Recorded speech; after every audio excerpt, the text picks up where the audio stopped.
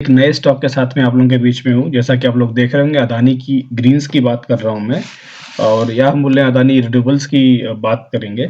इसकी यदि हम टेक्निकल एनालिसिस करेंगे तो जानने का प्रयास करेंगे कि एक्चुअली ये स्टॉक अभी कर क्या रहा है और इसमें भी करना क्या चाहिए। उसका रीज़न ये है कि आजकल इसका इसने कुछ मूवमेंट बहुत अच्छा दिया था, फिर बाद में कुछ रिट्रेसमेंट भी हुआ। तो काफ़ी चर्चा है, काफ़ी न्यूज़ पे वगैरह में ये स्टॉक काफ़ी चर्चा में, तो हम मुझे लगा कि हम लोगों को इस पे एक छोटी-सी एक वीडियो बनाना चाहिए, तो वो हम लोग स्टार्ट करते हैं। सबसे पहले हम काइट पे चलते हैं और एक टेक्निकल एनालिसिस करने का प्रयास करते हैं कि एक्चुअली ये स्टॉक अभी कर क्या रहा है। यदि मैंने 2 मूविंग एवरेज लगाई हुई हैं, आप देख रहे होंगे 20 की एंड 50 की, ठीक है? ये 2 moving average like more than sufficient होती हैं आप किसी भी स्टॉक की जर्नी को कैप्चर करने के लिए या समझने के लिए। इसके अलावा बहुत ज़्यादा यूज़ करने की कोई ज़रूरत नहीं होती है आपको। नहीं, 1500 सॉरी 1500 की लगाई हुई है मैंने, ठीक है? तो ये 2 मूविंग एवरेज काफ़ी लेकिन मोर देन सफिशिएंट की बहुत ज़्यादा इंडिकेटर्स यूज़ करना भी बहुत अच्छा नहीं होता है।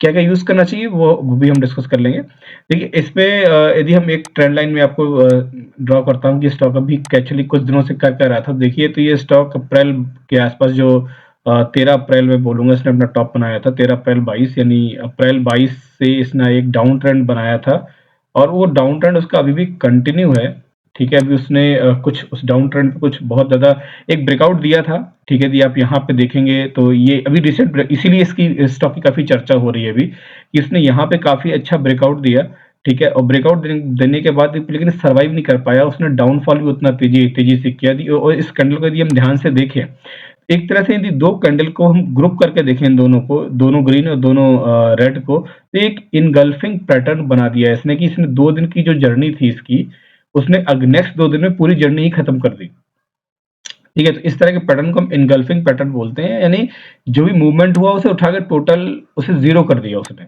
और जब इस तरह का पैटर्न बनता है दैट मीन्स कि अभी ट्रेंड रिवर्सल होने की संभावना नहीं है। यदि हो रही होती तो इतना बड़ा रिवर्सल नहीं होता, जो ट्रेंड स्टार्ट हुआ था, इतना स्ट्रॉन्ग ट्रेंड। देखिए एक अच्छे वॉल्यूम से ट्रेंड बना, यदि वो सर्वाइव नहीं कर पा रहा है इसका मतलब अभी इसका जिसके दिन जो है ना करेक्शन के भी पूरे नहीं हुए हैं और वो दिख भी रहा है। उसका कारण सबसे बड़ा ये है कि लाइक अभी सबसे बड़ी बात तो ये है कि अपना ये जो जहाँ से वापस लौटा है, यदि एक हम का सपोर्ट या रेजिस्टेंस लाइन हम ड्रॉ करें आपको दिखाने के लिए, तो ये एक वो ऐसी लाइन है जो कि काफ़ी पुरानी लाइन है और इस पे काफ़ी दिनों से उसने एक सपोर्ट रेजिस्टेंस या जो भी बोल रहे हैं हम, वो ये लेता रहा है। उसी लाइन पे इसने रेजिस्टेंस लेके नीचे वापस आ रहा है, यानी ये एरिया एक बहुत बड़ा है। इसमें सेलर्स अभी भी बहुत हेवीली मौजूद हैं, ठीक है? वो इससे निकलना चाह रहे हैं, इसलिए जैसे ही पास प्राइस ऊपर जाता है, तुरंत वो सेल करके उसको नीचे ले आते हैं।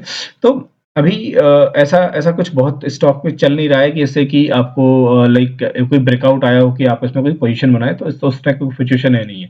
यदि हम एक एक और लाइन नीचे से एक लाइक इसका डाउन ट्रेंड का एक जो जहाँ से अपना बॉटम बनाया था, उस एरिया में भी एक लाइन ड्रॉ कर दें, ये देखिए, ये ड्रॉ हमने कर दी।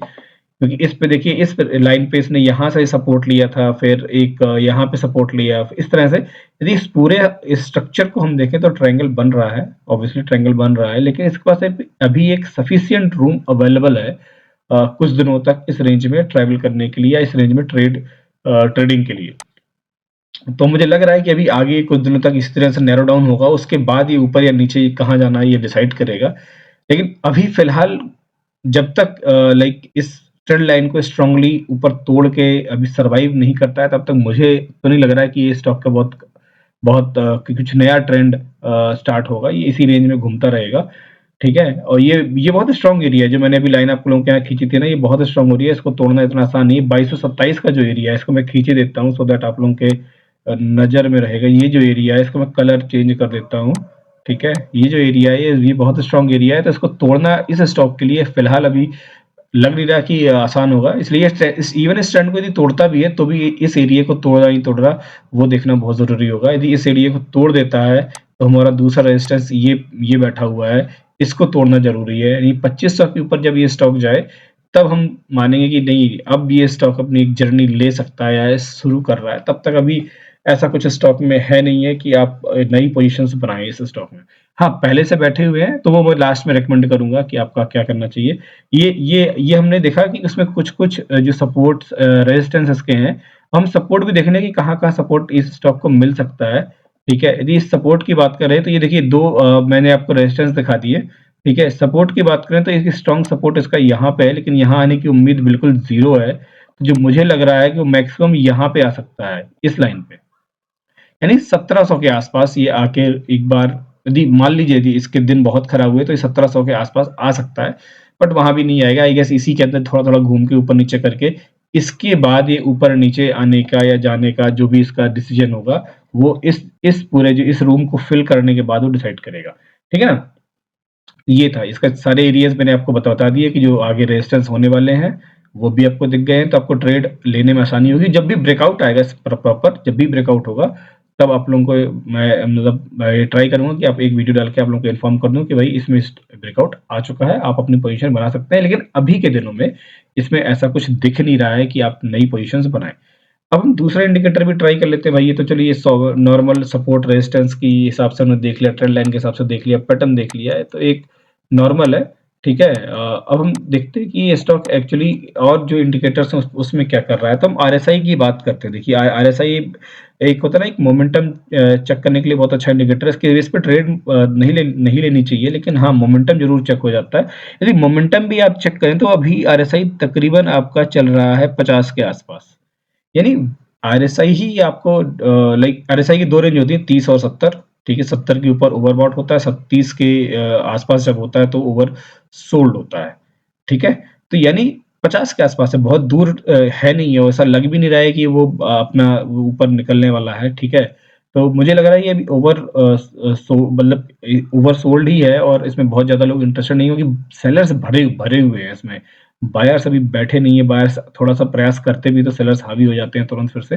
तो बियर्स जो है ना काफ़ी डोमिनेटिंग है और काफ़ी लंबे टाइम से डोमिनेटिंग है। वो तभी चेंज होंगे जब ये जो ये आरएसआई, ये मुझे लग रहा है जहाँ तक मेरा माने थोड़े बहुत नीचे और आएगी, तब तक इसका जो ट्रायंगल हम पहले देख रहे थे, तो ट्रायंगल फिल अप हो जाएगा, उसके बाद एक जंप कर सकती है। तो फिर ये ब्रेकआउट होगा या ब्रेकडाउन होगा, जो भी होगा। ठीक है, उस तब ये कुछ होगा, लेकिन आरएसआई के हिसाब से भी लग रहा है कि अभी ऐसे इस तरह के ज़ोन में है कि जो अनडिसाइडिंग ज़ोन में है। तो इस तरह के ज़ोन्स में हमको ट्रेड लेने का कोई मतलब नहीं बनता है। अब एक इंडिकेटर और होता है जो आप लोगों को बहुत हेल्प करता है, वो होता है बोलिंगर बैंड। इसको एज़ ए सपोर्टिंग एनालिसिस के रूप में ज़रूर यूज़ करना चाहिए। ठीक है, आप देखेंगे तो ये देखिए, ये ब्रेकआउट आप लोगों को दिखा था ना, ये ब्रेकआउट हुआ था बोलिंगर बैंड के अपर लेयर को इसने तोड़ा था हल्का-सा, बट सर्वाइवल नहीं हो पाया। देखिए फिर से उसी जो मिडल लाइन है, ये मिडल लाइन जो होती है ना, मिडल लाइन बड़ी इंपॉर्टेंट होती है। मिडल लाइन के ऊपर ये ट्रेड कर रहा होता है, ठीक है? तो ये स्टॉक को बोला जाता है कि भई मतलब अपर लेयर में है, ठीक है, लेकिन यदि वो नीचे ट्रेड कर रहा है, नहीं अपने डाउन ट्रेंड में है, तो ये स्टॉक एक्चुअली मिडल लाइन पे ही काफ़ी दिनों से ट्रेड कर रहा है, नीचे भी कर रहा है। मुझे लग रहा है अगली कैंडल जो बनाएगा नीचे ही बना लेगा। तो ये उस तरह की रेंज बनी है कि ब्रेकआउट मतलब कि सर्वाइवल तो हुआ नहीं, तो ऑब्वियसली इसी रेंज में ट्रैवल करता रहेगा। और वो यहाँ हमको इस तरह का ट्रेड लेना भी नहीं होता। ट्रेड लेना कहाँ होता है, ये देखिए बोलिंगर बैंड जब ब्रेक करता है तो इस तरह से करता है, तब आपको यहाँ पे ट्रेड लेना होता है। यदि यहाँ पे कैंडल जो बनी है, तीसरी कैंडल यहीं पे ऊपर बन गई होती, दैट मीन्स वो कंटिन्यूएशन ऑफ लाइक ब्रेकआउट होता और फिर हम यहाँ ट्रेड ले सकते थे, लेकिन वो हुआ नहीं। उसने इनगल्फिंग पैटर्न बनाया, यदि 2 कैंडल के हिसाब से देखें, और पूरे रिवर्सल को ही वो खा गया। ठीक है, तो इसलिए यहाँ पे ऐसा कुछ बनता नहीं है कि आप यहाँ पे ट्रेड लें। और लास्ट में यदि मैं आप लोग हाँ, चलिए एक चीज़ और देख लेते हैं, इसका हम बैलेंस शीट चेक कर लेते हैं, ठीक है? इस पर्टिकुलर स्टॉक की, तो बैलेंस शीट के हिसाब से देखें तो ये स्टॉक लाइक स्मॉल कैप है, ऑब्वियसली सी बात है, लेकिन ग्रोथ अच्छी है। आज ये 6400 2014 के आसपास स्टॉक 17 में स्टार्ट हुआ था, आज 6500 करोड़ का इसका टर्नओवर है, और लाइक देखा जाए तो 532 करोड़ का इसकी नेट इनकम है। ठीक है, जो ठीक-ठाक है, एक ग्रोथ है, ग्रोथ हो रही है तो मतलब सब कुछ ठीक है, ग्रोथ है स्टॉक में। लेकिन अभी स्टॉक वाइज़ देखा देखा जाए तो ऐसा कुछ दिख नहीं रहा है कि आप इसमें नई पोज़ीशंस बनाएँ।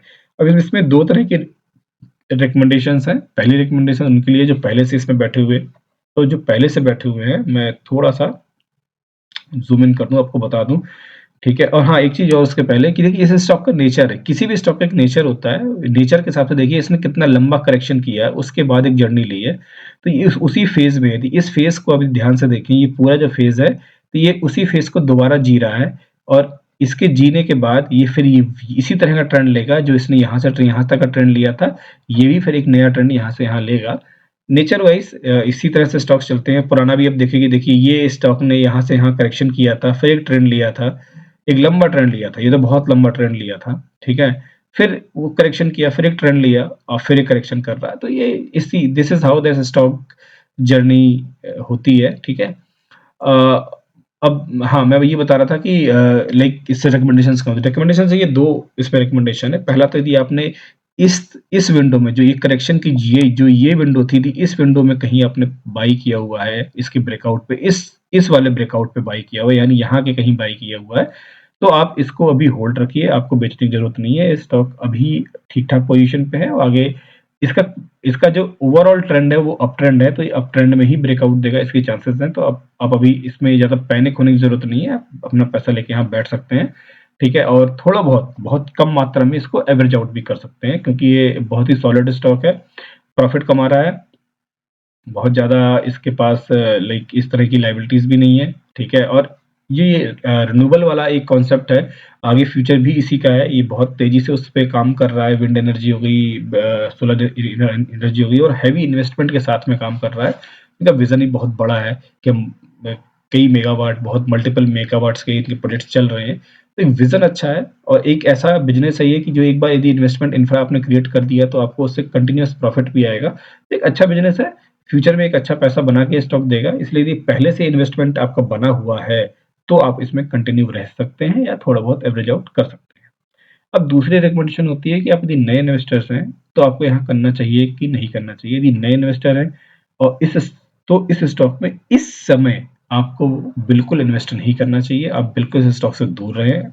अभी आप यदि पैसा इन्वेस्ट करेंगे, आप फ्रस्ट्रेट होंगे, भाई ये तो कुछ हो ही नहीं रहा है, ऊपर-नीचे करता रहता है, कभी माइनस कभी प्लस, ज़ीरो रिटर्न, तो कोई फ़ायदा नहीं है। आप खुद देख लीजिए ना, मान लीजिए आप नए इन्वेस्टर हैं और आपने इस पॉइंट के आस-पास कहीं इन्वेस्ट किया होता, तो आपका क्या हाल होता? भाई 1 साल, डेढ़ साल से पैसा अटका हुआ है, हो कुछ हो या रहा नहीं है। जब तक स्टॉक हिलेगा नहीं, तब तक कुछ मिलेगा नहीं, ठीक है ना? तो ऊपर-नीचे यदि स्टॉक कहीं वहीं एक रेंज में घूम रहा है, इधर-उधर कर रहा है, करेक्शन कर रहा है, तो उस फ़ेज़ में आपको फँसना नहीं है, आपको उस फ़ेज़ से बचना है, ठीक है? तो ये उसी फ़ेज़ में है, इससे बचिए, अभी इसको में करने का फ़ायदा नहीं। जब ब्रेकआउट आता है, तो आप लोगों को मैं ट्राई करूँगा इन्फॉर्म करने का, जब ब्रेकआउट हो, तब आप इसमें अपनी पोज़ीशन बनाइए और एक अच्छा अब ये बहुत ही क्विक ट्रेंड करता है, इसका एक आदत है इस पर्टिकुलर स्टॉक की, इसके ट्रेंड जो होते हैं ना, बहुत तेज़ होते हैं, ये देखिए।